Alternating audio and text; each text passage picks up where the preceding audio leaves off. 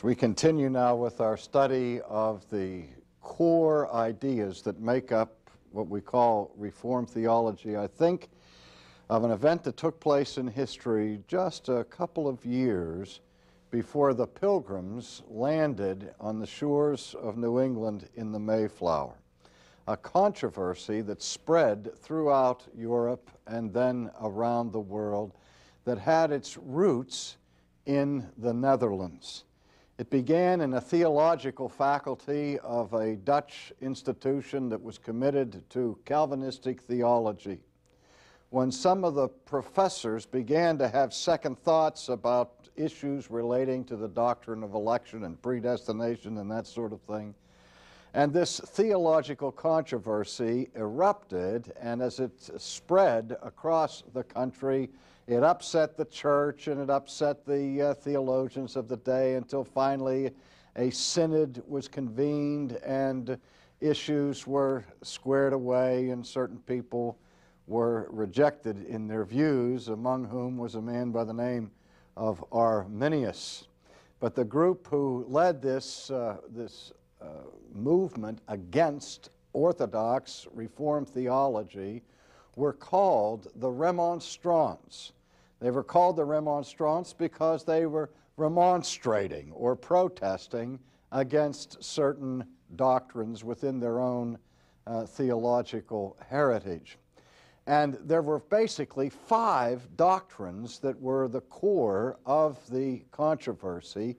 And what has happened as a result of this debate is that these 5 core theological issues became known in subsequent generations as the so-called 5 points of Calvinism. And they are known through the very popular acrostic TULIP, T-U-L-I-P, which is a sort of clever way to sum up the 5 articles that were in such dispute. And I mentioned that historical event for this reason. As we've said all along, it would be a serious mistake to understand the essence of Reformed theology simply in light of these 5 doctrines, because the Reformed faith involves many, many, many other elements of theological and ecclesiastical confession. But these are the 5 controversial points of Reformed theology, and they're the ones that are popularly seen as being distinctive to this particular confession. So we're going to spend some time looking at the 5 points of Calvinism as they are spelled out in this acrostic. And we remember that this acrostic, tulips, uses the first letter of 5 different doctrines. The first is total depravity, hence the T. And the second is unconditional election, and hence the U. The L stands for limited atonement. The I for irresistible grace, and P for the perseverance of the saints. And when I have lectured on these doctrines in the past, I have stated one or more objections to these subheadings as defining the doctrines, because many of them, if not all of them, are somewhat misleading. But they fit so nicely into this acrostic, people insist on using these abbreviations to define the 5 points. And so what we're going to do today is begin with a brief overview of the T of the tulip, that which stands for total depravity. I remember many, many years ago I was teaching a course in theology at a college, and the students who were enrolled in the college did not come from a Reformed background by any means, and we were working through various doctrines, and I came to the doctrine of total depravity. And I gave an exposition that went over about a week of classes, and at the end of that time I asked the students if they were persuaded that this indeed was the biblical view of human sinfulness. And everybody in the class raised their hand and indicated, yes, they were convinced that this was the correct biblical view. And I said, are you sure? And they said, yes, they're absolutely sure. So I went on the blackboard, on the top left-hand side of the blackboard, and I wrote a number there, the number of the students there, like 28 students, put it in a box, and I wrote next to it for the janitor, please do not erase. And I did that for a reason, that they were all committed. And then the next week we started in on the U of unconditional election, and there were howls of protest from the students who rebelled against that doctrine. They didn't like that at all. And when I began to press them on the doctrine, I said, now, are you sure you still want to subscribe to total depravity as you did last week? And one by one, I had to erase the names up there in the left-hand corner of the blackboard. And I say that for this reason, that there's one sense in which if a person really embraces what is called the doctrine of total depravity, the other 4 points in this 5-point system more or less fall in line. They become duck soup and corollaries, more or less, of this first point. And so let's take some time to look at that. The historical situation where this doctrine first became a matter of great import and great controversy was early on in church history during the teaching ministry of St. Augustine. And I'm sure you've heard a little bit about the so-called Pelagian controversy of the latter part of the 4th century and into the 5th century, which began when this British monk, whose name was Pelagius, protested against a statement that was in one of the written prayers of Augustine, wherein in this prayer Augustine made this comment before God. He said, "O God, command what thou wouldst and grant what thou dost command." Let me say it again. Command what thou wouldst and grant what thou dost command. And of course, Pelagius had apoplexy over this prayer. Now, the reason for his displeasure was not the first part of the prayer, wherein Augustine said, "O God, command whatever you want to command." Pelagius, being a pious monk, certainly agreed with Augustine that God had every right to exercise his authority over the creatures and to command what's deemed pleasing to him. But what exercised Pelagius was the second part of the prayer, when Augustine asked God to grant what he commands. Because Pelagius said that assumes that the creature somehow is not morally able to do the will of God. And so that created a lengthy controversy, frankly, which controversy goes on even to this day. And we continue to have discussions about Pelagianism or semi-Pelagianism, Augustinianism, and so on. In fact, I just finished writing a book about the entire historical development of that controversy from Pelagius down to last week. And so I will be going into that in much greater detail later on, where I hope to have a separate course just on that question. But by way of introduction and overview, the issue has to do with the question of original sin. And the doctrine of total depravity reflects the Reformed viewpoint of original sin.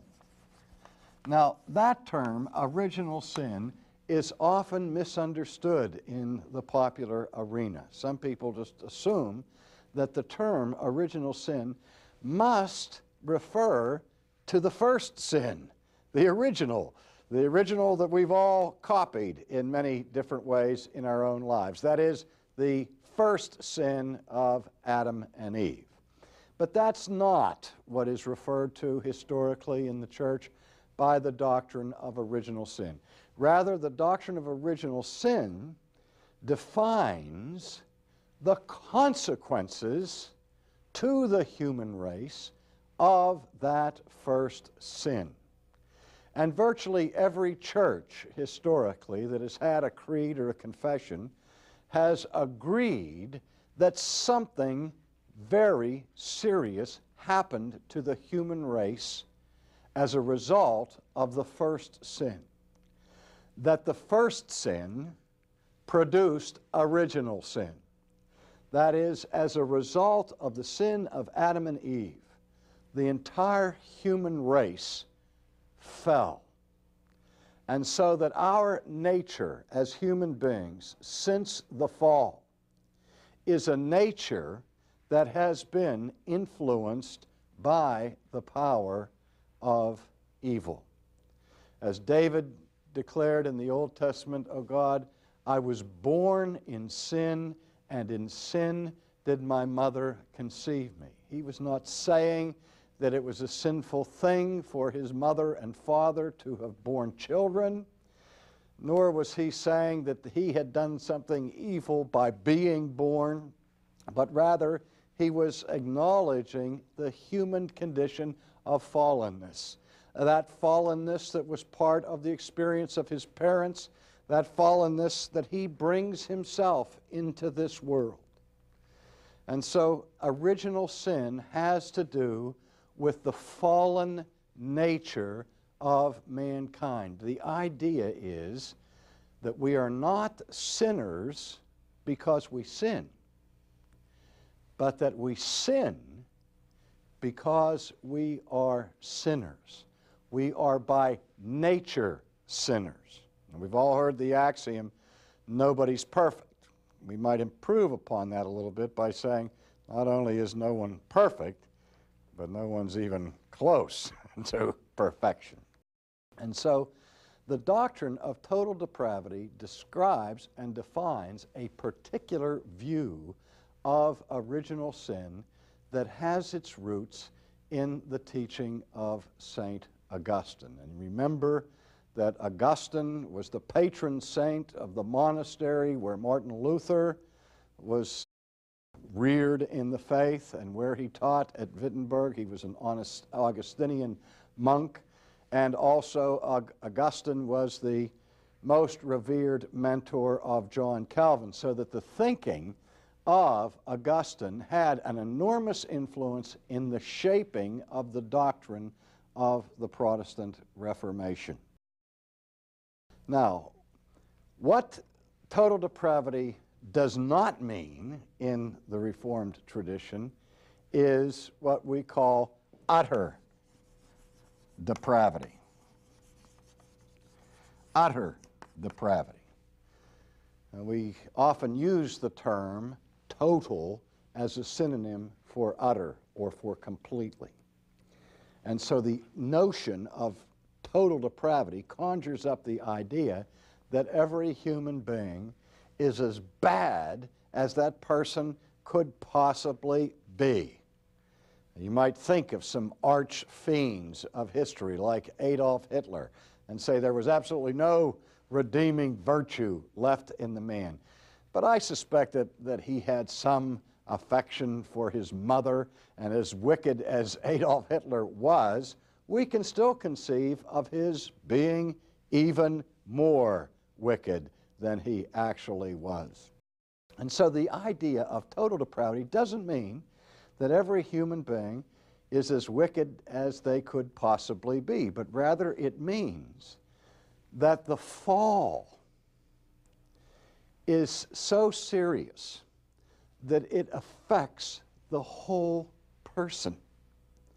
Our fallenness that captures and grips our human nature affects our bodies. That's why we become ill and we die.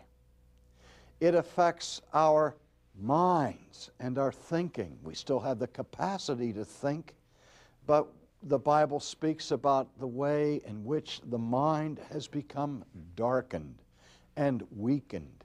The will of man is no longer in its pristine state of moral power, but the will, according to the New Testament, is now in bondage. We are enslaved to the evil impulses and desires of our hearts.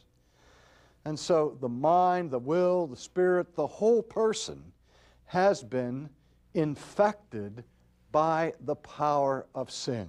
Now again, if that's as far as we would go with the definition of total depravity, most Christian communions would say yea and amen this far. I mean, most would agree that we're fallen and that the fall is a serious thing and that the human nature that we bring into this world has been so influenced by sin that it touches every part of our nature. Again, most Catholic or universal creeds of Christendom would grant that much. So then the debate becomes over a question of degree.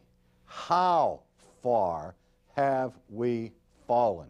What is the degree of that human corruption? Now, I like to replace the term total depravity with my favorite designation, which is radical corruption.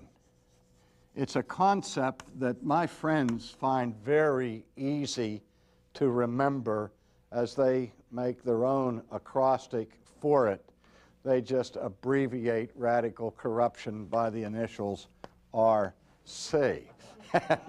They take great delight in the ease with which this facilitates their memory as they have a living model before them of radical corruption.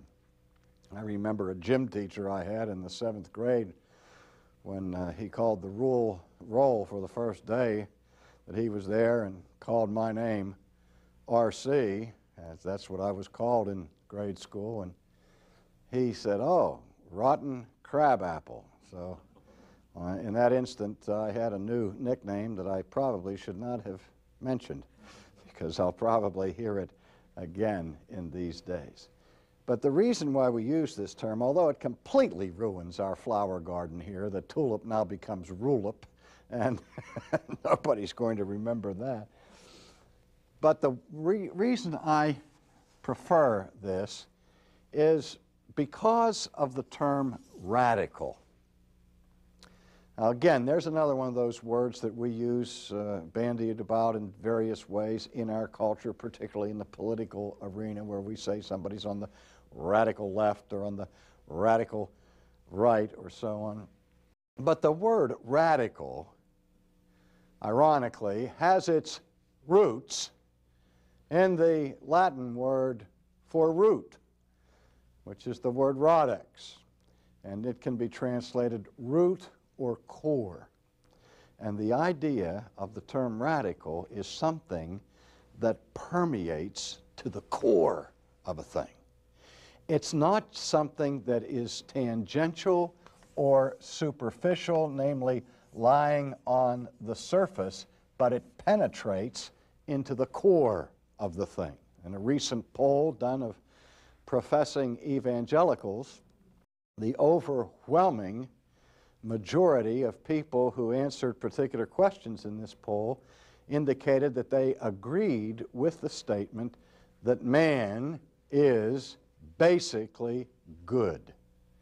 Now, usually that phrase, basically good, means that the basis or the essence of humanity or the core of a person is good.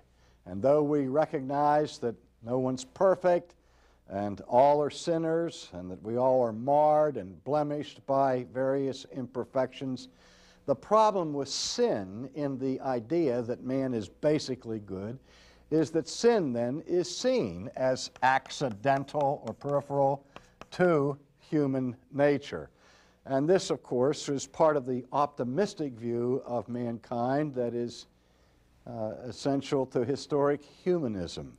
The humanist acknowledges that there are problems, but basically what we need is more education, more government help, and we'll get better and better and better and erase those blemishes on the surface that produce crime and other forms of wickedness. And it seemed to me when I heard that poll that perhaps what is happening is that those who are professing evangelicals are taking their cue for the basic nature of fallen humanity from the culture rather than from the historic biblical view. The Reformed view says that the fall extends and penetrates to the core. The word that is used for core actually is a translation from the Latin word cor, which means what? Heart. That is, the idea is that our sin is something that comes from our hearts. And in biblical terms, that means from the core or very center of our existence.